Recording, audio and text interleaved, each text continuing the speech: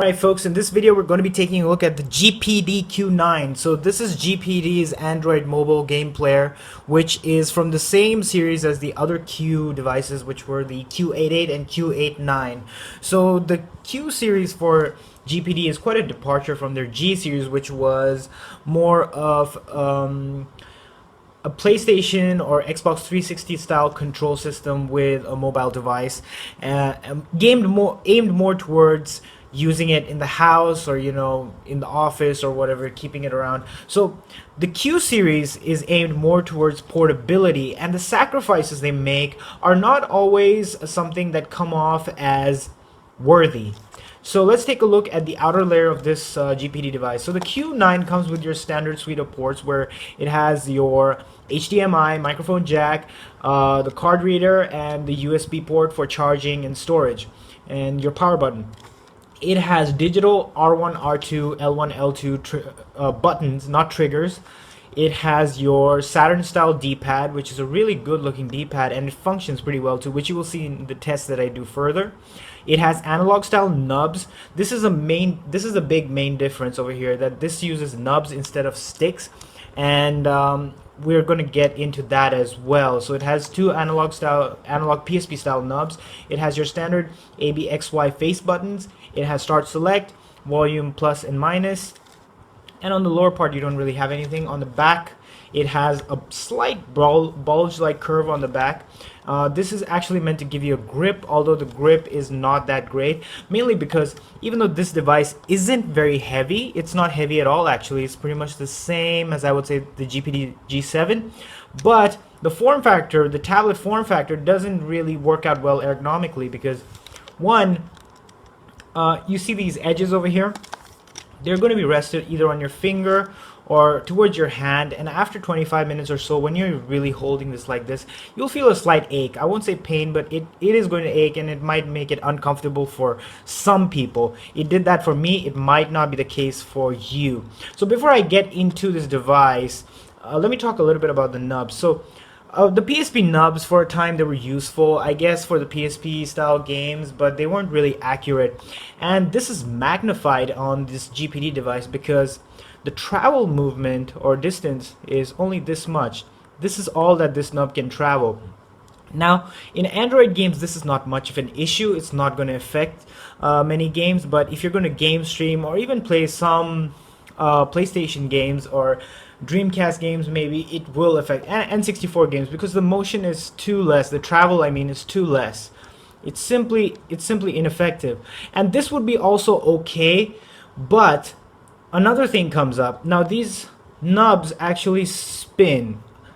Let me bring it closer. So you see, this is actually spinning. So every time you're trying to make an accurate motion, your finger might slip left, right, back and forth. And this is not good. This is terrible. But this is just how it's built, because another user on the Dingounity forums has confirmed that he has the same thing. So this is, I guess, it's just how it's designed. And this happens on both. So it spins over here as well, and it spins over here as well. So it's an issue either way. And it does hinder, gaming. It does hinder it. I wouldn't say it makes it unusable, but it's annoying as hell to use. The D-pad is very good, and I'm going to get into that with further testing. But what I like about this D-pad is this is a Sega Saturn style D-pad. It's a one-piece D-pad, which a lot of retro gamers are a huge proponent of. It's effective, accurate. It stays on its axis. That's a really good thing, that it stays on its axis. It doesn't, unlike the Shield D-pad, it doesn't move around. It stays on the axis. A left is a left, a right is a right, a diagonal is a diagonal. It's not tough to press. It's very sensitive. It's not harsh in movement. It's soft enough. It's tactile enough. A very, very excellent D-pad. I like this D-pad. It has front-facing stereo speakers. The Q88 and Q89 did not have stereo speakers, but this one does. I've checked it. The sound comes out from both and gives you a good feel, a good stereo effect to it, because the device is wide enough. Now the screen is an IPS display. Let's get right into it. And this IPS display, even though it has great viewing angles, I don't have any issues with viewing angles, but the colors are kind of washed out. Now this would be nitpicking because the colors are subjective. For some people or most people it would be okay, but for me it's not, because I'm coming from the Xperia Z Ultra tablet. So it feels kind of washed out to me, but it's okay, it's usable, it's not a big deal. I don't want people to say that, you know, you can't use this device because of the colors. No, you can, it's very usable. It's just that you will not get that pop. So as you can see, when I've turned on this device, the first thing you see is this launcher. This is GPD's stock launcher. Keep in mind that my firmware came with the international, my firmware was a Chinese firmware, which I had to change to an international firmware. You can find the links down below in the Dinguinity forums. So I did have to do a little bit of work to get the Play Store going and, you know, changing my firmware. Once you're on the international firmware, it's fine. The Play Store, the Google Play Store works fine. It comes with the firmware. The gripe I have is the launcher. This launcher is a noob friendly launcher, so if you don't know what you're doing, it might help, because it tells you where to put your ROMs and, you know, emulators and how to get them and all that stuff. But ideally what you would want to do is just pop into settings and go to home and change your launcher over there and just close everything. So there you go, you're presented with your stock Android style launcher. So as I mentioned, this comes with the IPS display, and what's special about this GPD device is it's one of the first newer devices to use the RK3288 chipset, which runs at 1.8 gigahertz compared to the previous RK chipset that ran at 1.6 gigahertz. So is this CPU upgrade worth it? I don't really think so. I mean, the improvement is so marginal, and that too in some very, very specific emulators, some high-end emulators, that it doesn't matter. I mean, you probably won't notice it until you really, you know, you really have to try to notice it to see it. So on the older emulators, they're already running at full speed. So what you're really looking at is a CPU upgrade that doesn't have a whole lot of selling value. It's not a reason to buy this device. So let me get into some of the games, and I can show you the controls and the issues and non-issues, whatever you want to call it.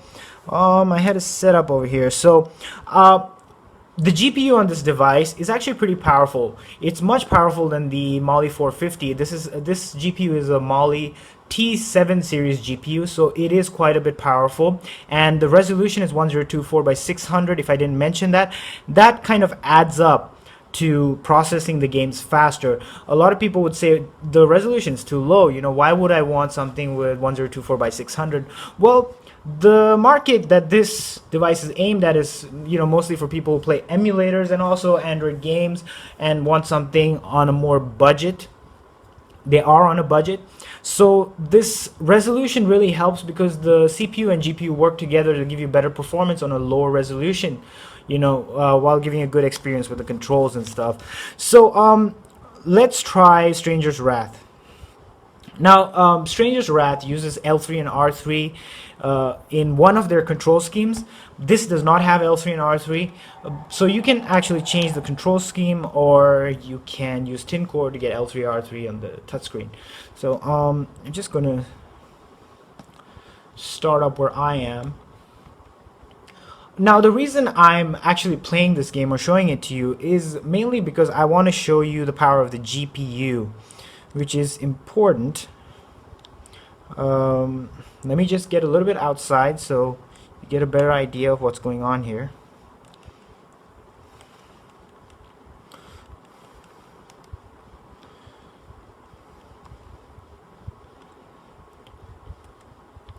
Oh my god, I'm dying.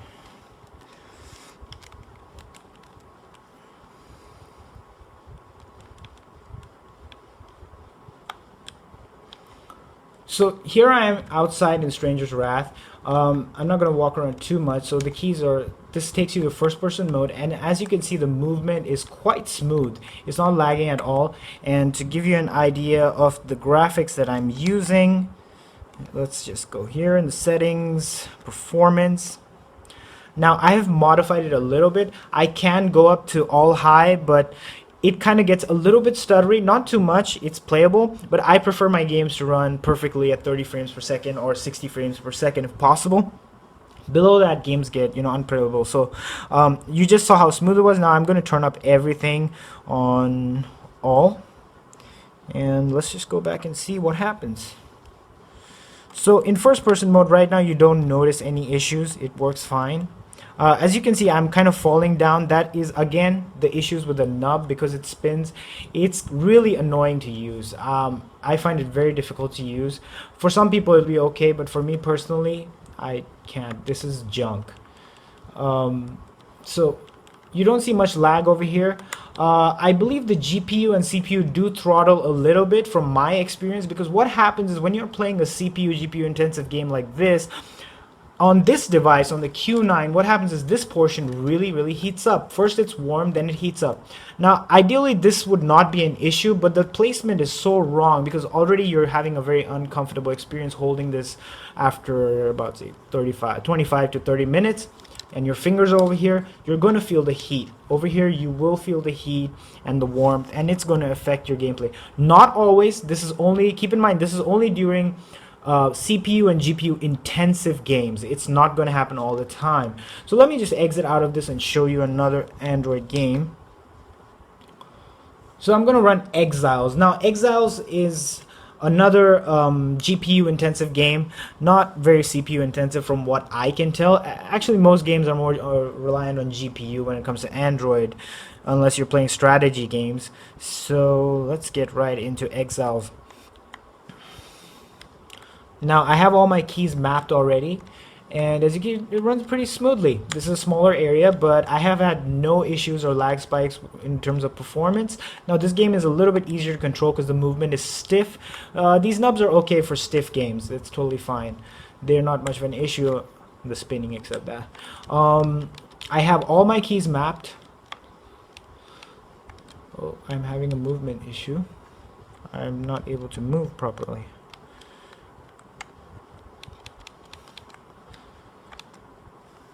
So let me just show you the mapper. So it comes with the standard GPD mapper, which is, you know, it works. It's fine for what it's supposed to be. If you want something more detailed, you'd probably want to go for tin core, as that is a much, gives you more options.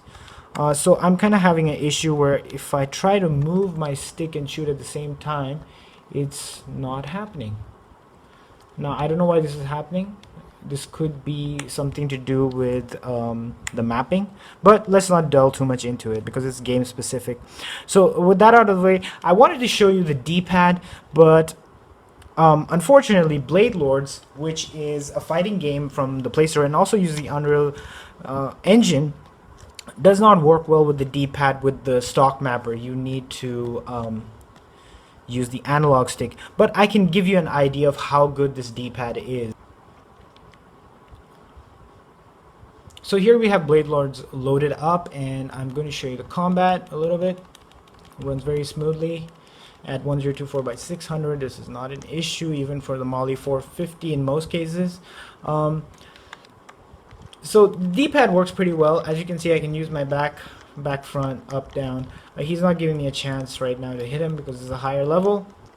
But you see this motion that I'm doing, the fast back and the fast front. I can do this well with the D-pad. It's sensitive enough to do that. But if I try to do it with the analog, I simply cannot do this motion. It's not possible. See, I can't move fast back. I can't. No matter how fast I try.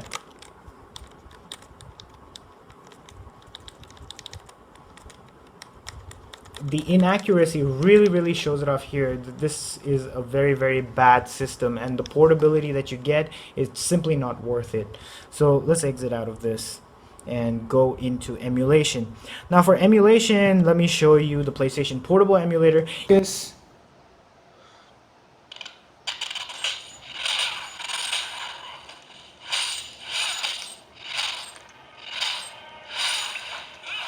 So as you can see, the analog nub works okay. It's not an issue. It's just annoying to use. It's not smooth. That sound in the middle, it's not good. So if this game ran fine for you on your 1.6 gigahertz rock chip, it's going to run fine here. It's pretty much the same. You're not going to see a performance boost. If you want to run something like the GameCube emulator Dolphin, No. So let's go into FPSU. This is my copy of Fighting Force 2 running, and let's just load it up here. Game, quick load. So I'm using OpenGL over here, so I can show you the GPU power again. And you can see it runs pretty well. It's pretty smooth. Fighting Force 2 is not a great game, but it does show off the power of OpenGL with this GPU. Keep in mind that you could probably run this on the older chipset with the Mali 450 as well. And again, I'm having issues moving around. You can see I'm spinning wildly out of control. So with the D-pad, it's okay. It's more usable. But this could also be the game.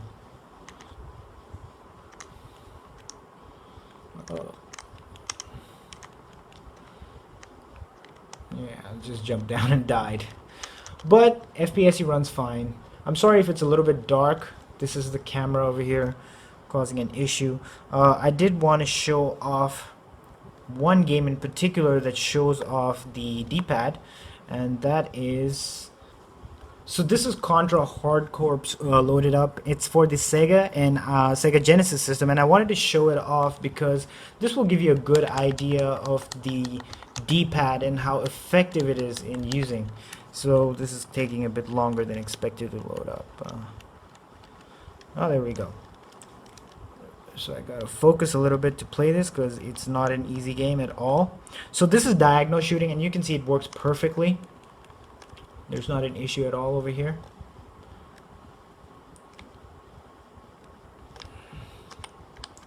Back, front, left, right. I'm sorry I keep dying because it's very hard to play this game, even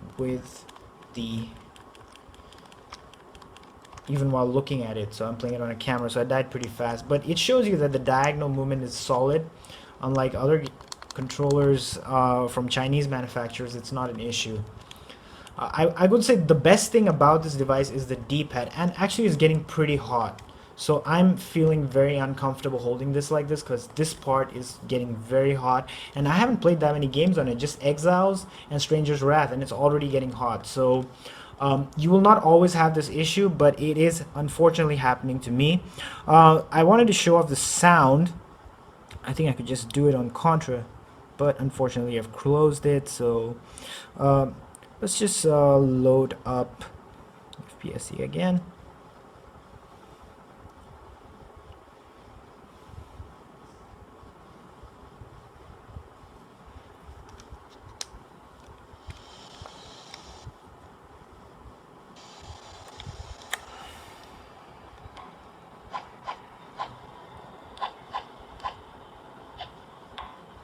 I'm sorry this is a darker level, but this is mainly to show off the sound. This does have stereo sound in it.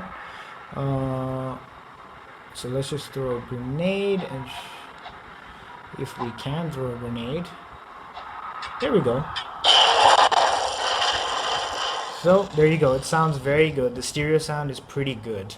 So let's exit out of this. What was the other stuff I wanted to talk about? Well, overall this device, I don't really understand who it's for because it doesn't fit my needs ergonomically. It doesn't fit my needs for 3D games because the nubs are terrible. The battery life, I haven't played around much with it, but the battery life so far is pretty bad.